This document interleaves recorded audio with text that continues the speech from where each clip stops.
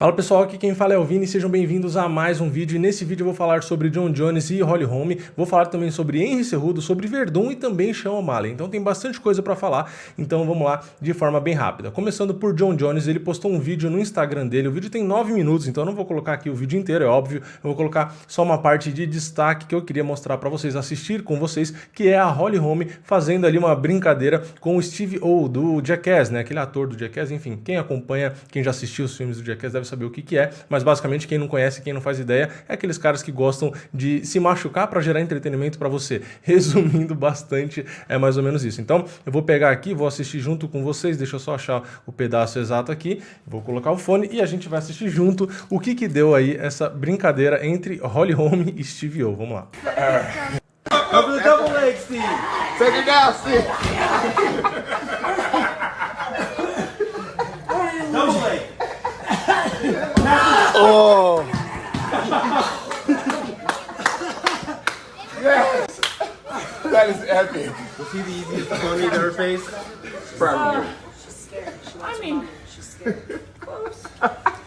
Basicamente isso é o que acontece quando você coloca, né, uma lutadora, uma ex-campeã, inclusive, de MMA profissional, para brincar ali com um cara que não necessariamente domina alguma arte marcial, né? Então a gente vê o que acontece. Ela consegue derrubar ali, né? Os dois já estavam, na hora que virou a câmera já estavam grudados ali, né?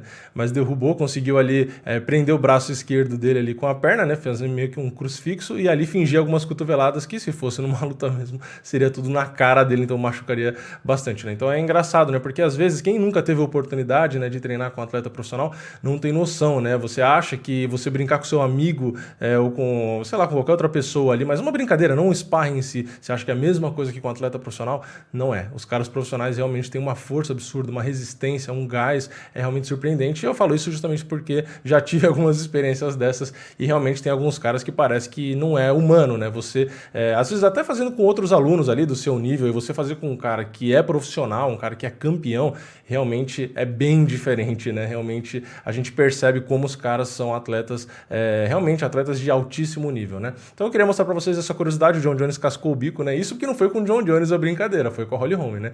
Mas imagine se fosse com o Jon Jones. E ela pegou bem leve também, porque ele já fez algumas brincadeiras com outros atletas também e tal. Enfim, o cara não se importa muito em se machucar, né? O cara vive disso, então ali nem acho que ele se machucou também, né? Só passou um sufoco, deve ter só cansado um pouquinho. Levantou com a mão aqui no meio do peito, mas acho que não deve ter machucado não.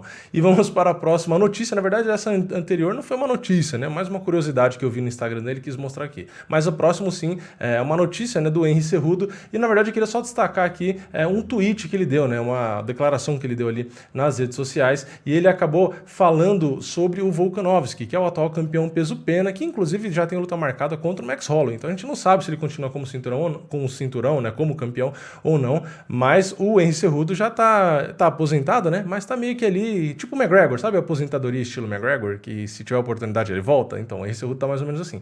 E ele escreveu o seguinte no Twitter dele: se eu voltar ao MMA algum dia, vai ser atrás da sua cabeça, seu anão crescido. Eu apostaria minha medalha de ouro olímpica, meus 2 cinturões do UFC e minha primeira namorada, que você não passaria do segundo round com o Triple C, né? Ou com o campeão triplo aí, né? Então ele colocou a hashtag ajoelhe-se, que ele já vem usando com frequência para fazer as provocações, e colocou ali o nome do Alexander Volkanovski, que é, como eu disse, é o campeão peso-pena atualmente. Então o Henry Cejudo se aposentou, mas é aquela coisa, ele já fez história, claro, mas ele pode fazer ainda mais história. Já pensou se ele se torna campeão de 3 categorias diferentes, né? Aí realmente seria o primeiro, né? O cara seria campeão peso mosca, peso galo e peso pena. Realmente o nome dele estaria na história, porque campeão em 2 categorias já está o nome na história, né? Mas não é o único, tem outros atletas campeões em 2 categorias, como McGregor, Cormier, Amanda Nunes, entre outros nomes, BJ Penn e etc, né? E vamos para a próxima notícia, que é sobre o Fabrício Werdum. Ele deu uma entrevista ao Combate, né, ao combate.com, tem a entrevista inteira lá no site deles, então se você quiser ler todas as declarações,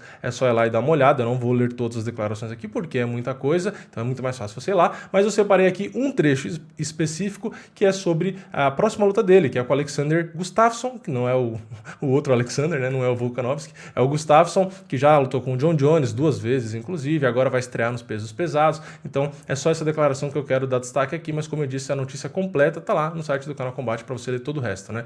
E ele disse o seguinte sobre o Gustafsson: ele é um excelente lutador, já mostrou isso aí. Ele mantém a distância muito bem, tem uma parte da distância bem clara na cabeça dele. Ele é um bom lutador, mas não acredito que seja um cara completo 100% de ter um excelente chão. Ele defende bem as quedas, é um cara perigoso. Ele se prepara bem para as lutas, que não fala muita besteira também, e eu não tenho o que falar mal dele. Se o cara não fala nada, eu também não tenho o que falar. Acho que vai ser um bom teste para ele e para mim também. Como sempre pensei, caras como ele e John Jones descem para os 93 quilos, mas são pesos pesados naturais. Ele vai estar com 108 quilos na luta, ele é um cara grande. Eu concordo com o Verdun, o Gustafsson é um cara grande, de altura, e também consegue facilmente chegar nos 100, 105, 108 quilos, então dá sim, assim como o John Jones, para lutar nos pesos pesados. Então são caras que têm tamanho de peso pesado, mas que lutam ali no meio pesado, então eles usam essa vantagem, envergadura, altura, etc. Então eu não acho que a adaptação do Gustafsson seja tão ruim para os pesos pesados, porque ele treinando normalmente no camp já deve ter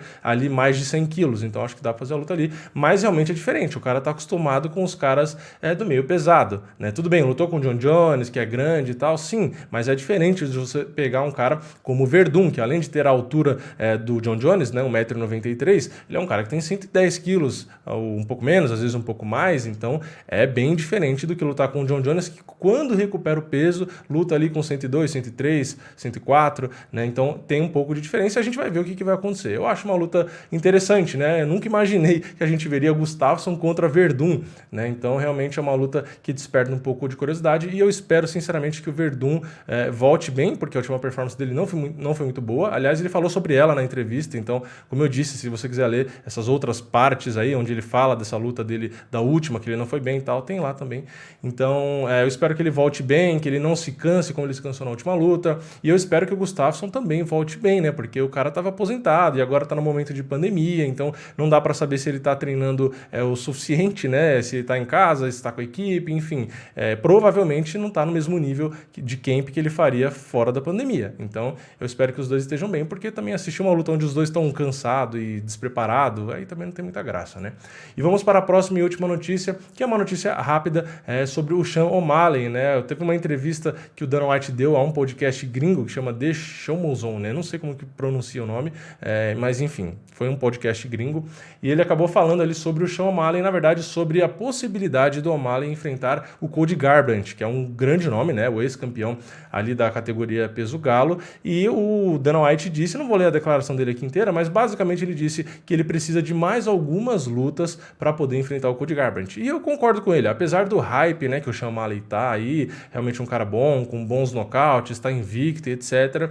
Não dá para queimar etapa, Eu, pelo menos, não sou muito a favor de queimar etapa de, o cara ganhou bem aqui, ganhou um bônus ali de performance e tal, eu já jogo o cara lá para cima pro top 5 e pronto, Eu meio que concordo com o Dana White que tem que ir ali subindo. Tudo bem, tem casos que a gente vê que o cara tá lá atrás no ranking e disputa cinturão? Sim, tem as exceções, Tem os casos que eu não concordo, inclusive, de quando o cara dá um salto absurdo desse e tal, mas a gente também já viu que às vezes fazer isso, você queima muito cara que às vezes é uma promessa, Então, a gente viu o Johnny Walker, não foi muito assim o Johnny Walker, mas foi parecido, Ele ganhou de alguns nomes ali realmente que não estavam nem no ranking, e aí começou já foi pegar um Corey Anderson, que já é um cara muito duro. Então, assim, foi um salto ali, acho que meio exagerado já. Então, eu acho que dá pra ir com calma. É bom até pro atleta, Às vezes parece que o UFC que tá sendo chato, enrolando o cara, tudo bem. Tem situações, como eu também acabei de falar, de exceção, como fizeram com o Jacaré, por exemplo, que enrolaram o cara e o cara nunca teve a oportunidade ali, Então, também não tô falando desse caso.